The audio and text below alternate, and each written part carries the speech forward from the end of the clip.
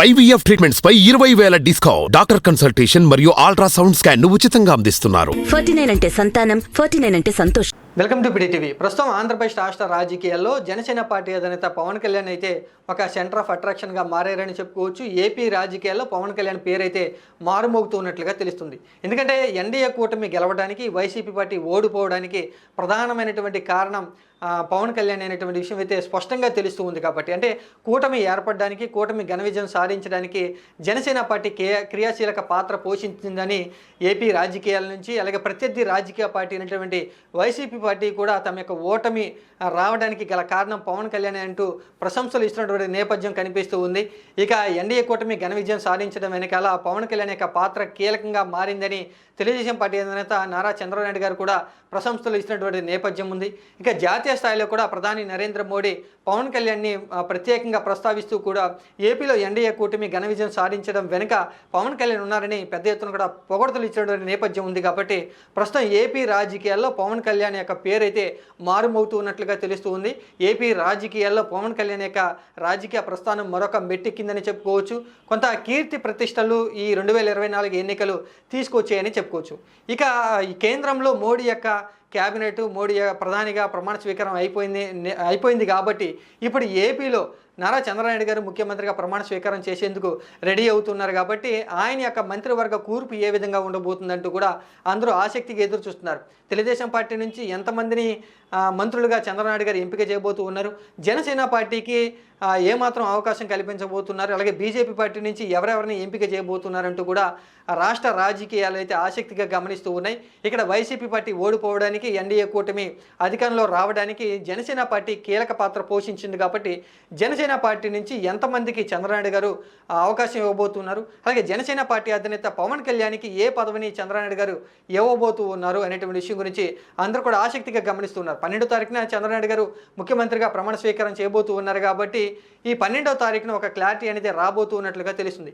ఇలా నేపథ్యంలో జనసేన పార్టీ నుంచి పవన్ కళ్యాణ్కి కీలక పదవి రావాలని వాళ్ళు ఆశాభావాన్ని వ్యక్తం చేస్తూ ఉన్నారు. అలాగే తెలుగుదేశం పార్టీ వర్గాల నుంచి పవన్ కళ్యాణ్కి చంద్రబాబు గారు ముఖ్య పదవిని లేదా కీలక పదవిని ఇవ్వబోతున్నారంటూ తెలుగుదేశం పార్టీ వర్గాలు చెబుతున్నటువంటి నేపథ్యంలో అసలు జనసేన పార్టీ అధినేత పవన్ కళ్యాణ్ మనసులో ఏముంది అని అందరూ కూడా ఆసక్తిగా గమనిస్తున్నారు. పవన్ కళ్యాణ్ ఏం చెప్పబోతున్నారు, ఏపీ రాజకీయాల్లో పవన్ కళ్యాణ్ ఏ పాత్ర పోషించడానికి ఇష్టపడుతున్నారంటూ అందరూ కూడా ఆసక్తిగా ఎదురు చూస్తున్నటువంటి నేపథ్యంలో నిన్నటి రోజున పవన్ కళ్యాణ్ అయితే కొన్ని కీలకమైనటువంటి వ్యాఖ్యలు చేయడం జరిగింది. ప్రధానిగా నరేంద్ర మోడీ ప్రమాణ స్వీకార కార్యక్రమానికి వెళ్ళినటువంటి పవన్ కళ్యాణ్ అయితే ఒక జాతీయ ఛానల్తో మాట్లాడుతూ కూడా తన మనసులో ఏముందో స్పష్టంగా చెప్పడం జరిగింది.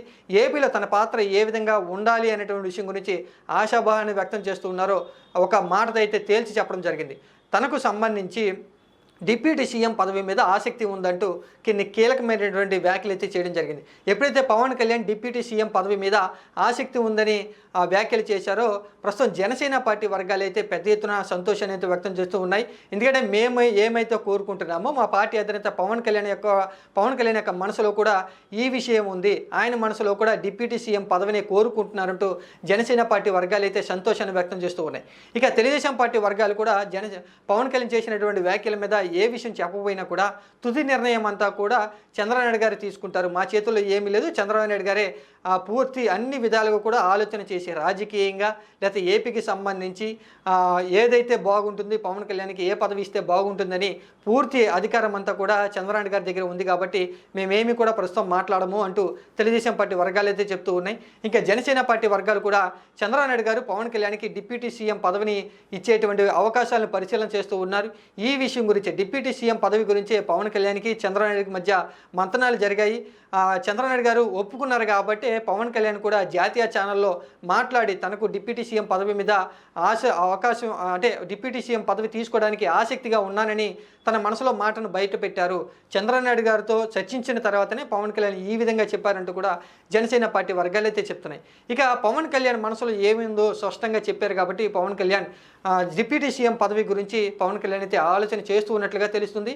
విజయం సాధించిన తర్వాత పవన్ కళ్యాణ్ జనసేన పార్టీ ఎమ్మెల్యేలతో మాట్లాడుతూ కూడా సందేశం ఇస్తూ కూడా అధికారంలో భాగస్వామ్యం తీసుకునేందుకే మేము చూస్తాను, అధికారంలో భాగస్వామ్యం జనసేన పార్టీ కోరుకుంటుందని ఎప్పుడైతే చెప్పారో ఆ యొక్క మాటల గురించి పెద్ద ఎత్తున కూడా చర్చ జరుగుతున్న నేపథ్యంలో పవన్ కళ్యాణ్ అయితే డిప్యూటీ సీఎం పదవిని నిర్వర్తించేందుకు రెడీగా ఉన్నట్లుగా తెలుస్తుంది. ఇక 2-3 రోజుల్లోనే పవన్ కళ్యాణ్ చెప్పినటువంటి మాటలు నిజమవుతాయా లేదా చంద్రబాబు నాయుడు ఏ పదవిని ఇవ్వబోతున్నారనేది 2-3 రోజుల్లో స్పష్టంగా తెలియబోతుంది. కాబట్టి ఏపీ రాజకీయ వర్గాల్లో పవన్ కళ్యాణ్ యొక్క పాత్ర ఏ విధంగా ఉండబోతుంది అనేది 12వ తారీఖున అనేది తేలబోతున్నట్లుగా తెలుస్తుంది.